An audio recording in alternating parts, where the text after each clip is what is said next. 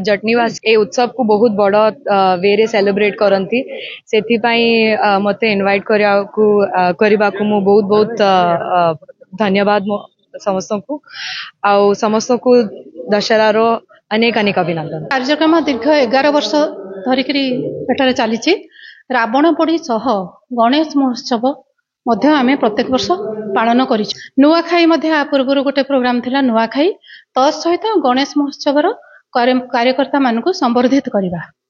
आमर जटणी भारत वर्ष में द्वितीय स्थान अधिकार कर गणेश महोत्सव पई। यह एक भाईचारार सहर ऐतिहासिक एवं बहु पुरातन मध्य ए गणेश महोत्सव भाईचारा को खूब सुदृढ़ करिथाए। तेणु ए गणेश पूजा को आहुरी उन्नतीकरण करने से गणेश पूजा कमिटी लोक सदस्य मान मध्य उत्साह प्रदान करने लक्ष्य रखी आमे से कमिटी सदस्य मानक आमे संबर्धित करिथाउ।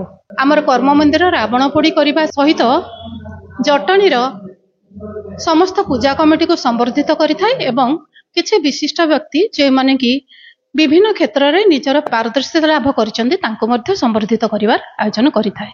वर्तमान यह कर्म मंदिर 11तम ए उत्सव आउ केवल संभवपर हो पार्छि जटणीवासी सहयोगितार एवं सहभागितार।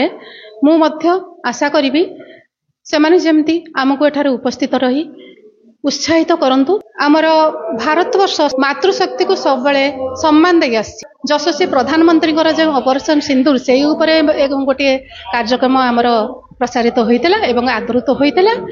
जेउ सिंदूर आमर भारतवर्ष प्रत्येक नारी परिचय होची एही सिंदूर रे आउ सेही सिंदूर को असम्मान जणाई जो घटनाटी घटीला पहलगाम रे तार प्रतिशोध नेबा पई आमर यशस्वी प्रधानमंत्री ऑपरेशन सिंदूर राताराती करथिले।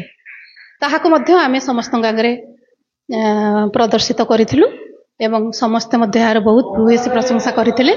आमे एही सब जिंस को केमती जो माने जानि नाहंती तांको केमती जणैबु तार मध्य कर्म मंदिर प्रयास सांस्कृतिक कार्यक्रम माध्यम रे प्रयास करिछि। वास्तविक आज ये जो कार्यक्रम एठी हला ये टिके भिन्न धरणर कार्यक्रम अन्य सब कार्यक्रम थिला कारण एठी माने आधुनिक नृत्य संगीत आधुनिक नृत्य ये सब किसी देखागलानी। एठी पारंपरिक नृत्य देखागला संगीत संगीत देखागला आउ स्वाभाविक भाव में संस्कार संस्कृति आ समर्पण भावना को नहीं करी जो दशहरा उत्सव सी यही जटणीर यही उत्सव रे देखा देइछि। आ विशेष करी कर्म मंदिर आयोजन को बहुत बहुत धन्यवाद। से एभली कार्यक्रम जारी रखिछन्ति आगो को मध्य एभली कार्यक्रम जारी रखंतु। कर्म मंदिर सबुबले चेष्टा करूछि केमती आमर परंपरा आमर संस्कृति आगो को जाऊ उज्जीवित रहू जीवित रहू।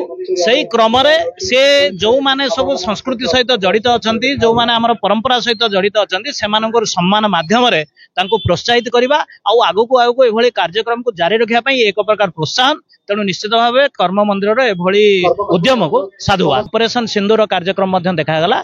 तेणु ये आमर देश प्रति आम मानकर भीतर जो भावना अच्छी तार उद्रेक होची एवं दशहरा विजय दशमी जो उत्सव अच्छी जे माने अन्याय अनीति उपरे विजय लाभ करवा ताकू मध्य दर्शाउची। तेणु कर्म मंदिर एभली कार्यक्रम से ऑपरेशन सिंदूर जो झलक देखैछि सेथिपाई मध्य तांको अनेक अनेक शुभेच्छा। रावण पोड़ी एक छाया चित्र भली जेमतिका कि आमर सबु प्रकारर कुप्रथा असत्य अंधकार ये सब को दहन करा जाए एक प्रतीकात्मक भाव में रावण पोड़ी भाव में। तो यही भाव में आज जो समस्त प्रतिज्ञा नियंती जेते प्रकार कुप्रथा कु व्यक्ति जिनस आम भीतर जतक कु अच्छी ताकू सब जलांजलि जाए आगामी दिन में आम गोटे भल रास्तार जा सत्यर सब जय हो धर्मर जय हो।